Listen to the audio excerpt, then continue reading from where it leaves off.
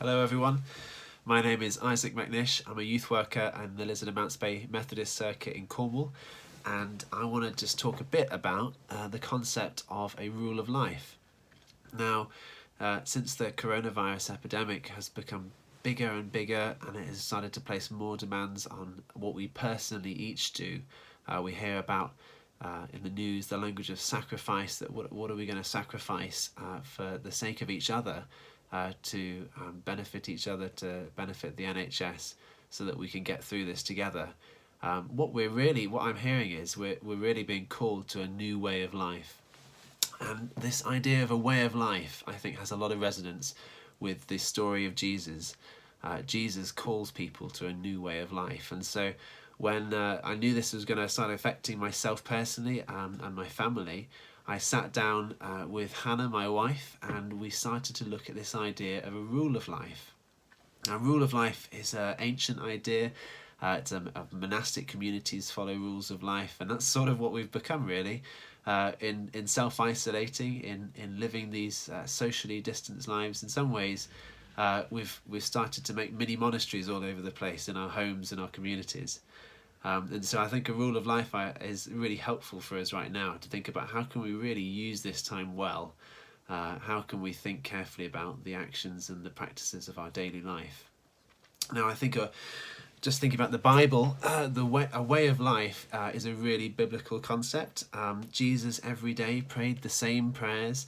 One of them would have been called the Shema, which he would have prayed morning and evening. He said that I am the way, the truth and the life. And a number of times in the book of Acts, his followers, the early Christians, were so distinctive, they were so different in the way they lived, that they were just simply called the way, that these were the people of the way.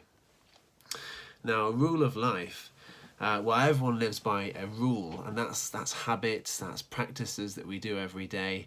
Have you ever just put the kettle on to make a cup of tea without even thinking about it, and then perhaps the kettle's gone cold again, and you've got to reboil it?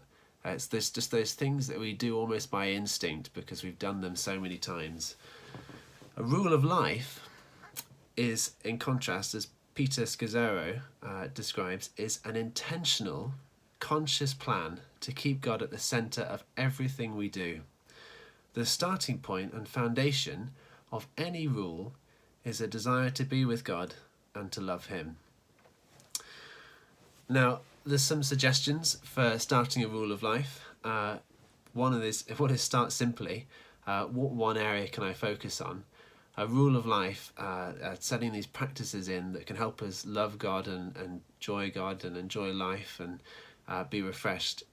Sounds great, and I can start putting all these things in place in my life and all these ideas, but if I do everything at once, I'm going to be overwhelmed. And so start simply is the first bit of advice. The second is build slowly. Again, we don't want to exhaust ourselves. Prune regularly, so less is more. So it's not just adding things into our lives, but it's also what things do I need to take away, what practices are not helpful, especially when we're living in such close quarters to people more often now. Be flexible. A rule of life is not an iron law. It's not inflexible. I have to do this now because I've said I'll do this. It's meant to be a means of grace. It's meant to be a way of us being more whole, more human, and enjoying God. Remember to put something in that's fun and include others. Spiritual growth is a communal task. It's something we do together. So with that in mind, I have put some of this stuff that I've been talking about in this video into a PDF, and I've put an example of what a rule of life looks like. I've made a generalised form of what my wife and I sat down and tried to put together, and it includes things like prayer and Bible study and things like that, but it also includes a film night, and especially in these times where we're indoors for quite a long time. One of the things that we've done is decided that every now and again we're going to go for a drive and sit in front of a beautiful view. We live in Cornwall, so we're going to make the most of that. So we're going to sit in front of a beach or at the cliffs or somewhere and just enjoy God's creation. Because being isolated doesn't necessarily mean we have to be in our homes 24/7. It might be a bit different if we live in a city, but let's make the most of the things that are afforded to us, especially if we live in such a beautiful place. So that's just a very short introduction into what a rule of life is. You can look at the resources that will go up online as well and search the internet. There's loads of stuff about this.